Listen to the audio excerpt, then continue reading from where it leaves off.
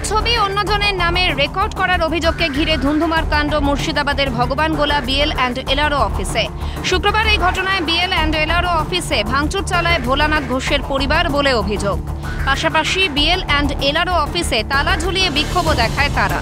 এই ঘটনায় চাঞ্চল্য ছড়িয়ে পড়ে এলাকায়। খবর পেয়ে ভগবানগোলা থানার পুলিশ ঘটনাস্থলে এসে পরিস্থিতি নিয়ন্ত্রণে আনে। বিক্ষোভকারীদের পরিবারের সদস্যদের অভিযোগ, তাদের 11.66 শতক জমি টাকার বিনিময়ে বিএল অ্যান্ড এলআরও অফিস কর্তৃপক্ষ সাবিনা বিবি, রবিউল ইসলাম ও রহিদুল শেখের নামে রেকর্ড করে দিয়েছে।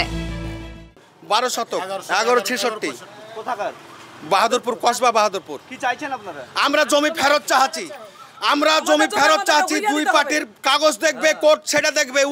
প্রমাণ জাল কি ঠিক, ই প্রমাণ ঠিক করার কেউ না। ও বিএলআর, ও সে কোর্ট দেখবে, কোর্ট দেখবে। ও কেডা 6 লাখ টাকা খেটে যা খুশি তাই করবে। এই ঘটনায় বিএল অ্যান্ড এলআরও কর্তৃপক্ষের ভূমিকা নিয়ে একরাশ ক্ষোভ উগড়ে দেন বিক্ষোভকারীদের পরিবারের সদস্যরা। দিয়ে এবার আমরা বলছি, হ্যাঁ জি, কিসের লেগে ওর নামে কাটে বললেন? কাটবেন কিসের লেগে?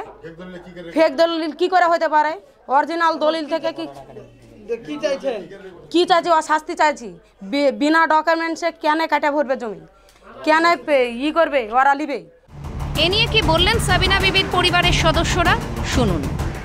এই জমিটা কোনো মতেই জাল নয়, জাল করে নেওয়া হয়নি। 1995 সালে আমার বাবা আমার মায়ের নামে, সাবিনা ইয়াসমিনের নামে জায়গাটা ভোলানাথ ঘোষের কাছে কেনার পরে সেই ভোলানাথ ঘোষ 9 বছর বেঁচেছিলেন। তার মধ্যে আমাদেরকে জায়গা বুঝিয়ে দিয়েছেন। তারপরে পাশে হাসানদার কাছে বিক্রি করেছেন, তাকে জায়গা বুঝিয়ে দিয়েছেন। তারপরে তার দ্বিতীয় স্ত্রীকে জায়গা বুঝিয়ে দিয়েছেন। তারপরে যারা আমাদের বিরুদ্ধে এগুলো বলছে তাদেরকেও, তারা ওদের বড় ছেলে তাকেও জায়গা বুঝিয়ে দিয়েছেন।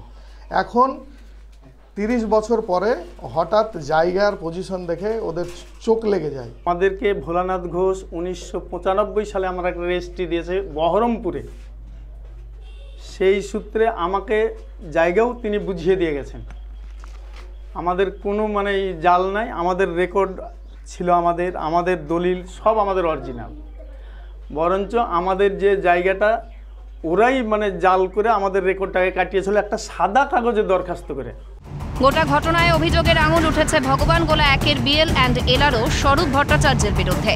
যদিও তার সাফাই, আমরা জায়গাটাকে শুধু আগের জায়গায় রেস্টোর করেছি মাত্র, আমরা কারোর নাম কেটে সেখানে অন্য কারো নাম ঢোকাইনি।